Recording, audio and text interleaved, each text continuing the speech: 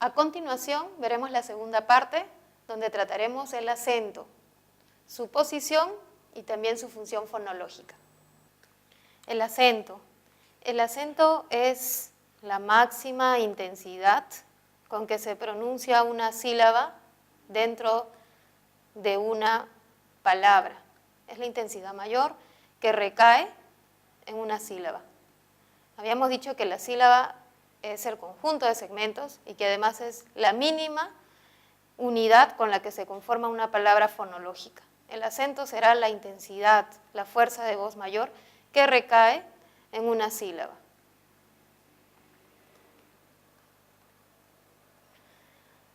El acento en castellano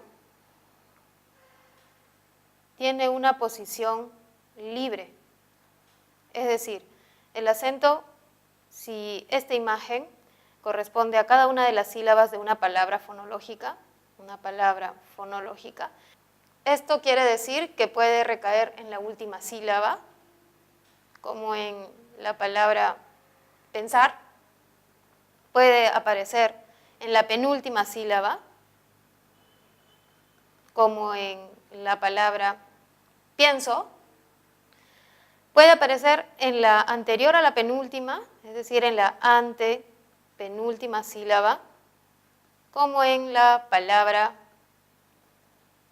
penúltima, y puede aparecer en una que sea anterior, ¿no?, a la antepenúltima.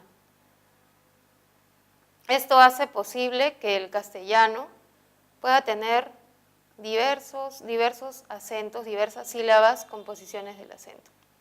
Si el acento recae en la última, la palabra se llamará aguda.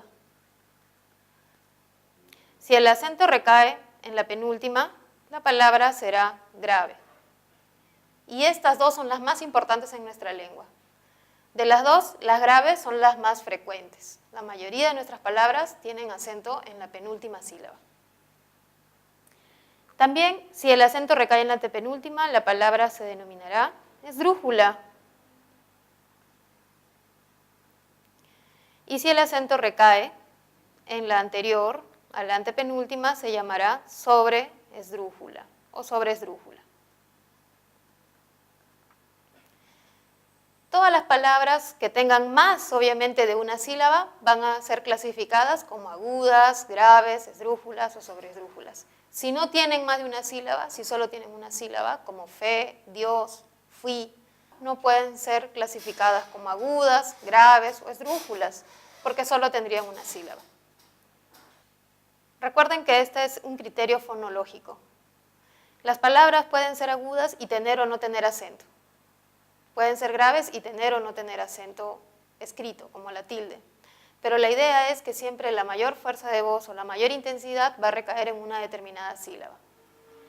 Ahora, fonológicamente el acento puede tener una función distintiva.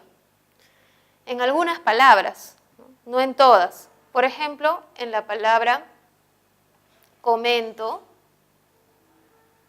cuando yo digo yo comento algo, el acento se va a ubicar en la penúltima sílaba, en esta. Y por lo tanto, la palabra va a ser grave. Pero si yo tomo la misma palabra fonológica, es decir, las mismas vocales consonantes, las mismas sílabas, to, podemos observar que ya no se refiere a yo, sino a él o a ella. Y ya no es en presente, sino en pasado. Entonces, al variar la posición del acento, observamos que varía también el significado de la palabra. Cuando el acento cumple la función distintiva en pares mínimos, se dice que tiene un valor fonológico. Entonces, estas dos palabras, comento y comentó, son diferentes. La función distintiva del acento consiste en un par mínimo, distinguir los significados. Otro ejemplo podría ser la palabra práctico. En la palabra práctico encontramos el acento en la antepenúltima sílaba, frac. Mientras que tiene un par mínimo, es decir, existe una palabra también en la lengua que tiene las mismas consonantes y vocales, practico, pero que el acento se ubica en otra sílaba, ya que tiene posición libre. Podría ubicarse aquí. Incluso podría haber un siguiente ejemplo donde diga practicó. Podemos observar que práctico y practico cambian el significado. El primero se refiere a un adjetivo, ¿no es cierto? Es un adjetivo.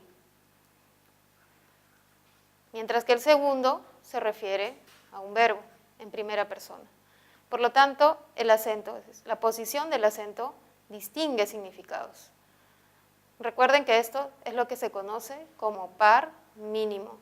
Y siempre que tengamos un par mínimo, o nos imaginemos que existe, vamos a tener la función distintiva o fonológica, ya sea del acento o de una consonante o una vocal.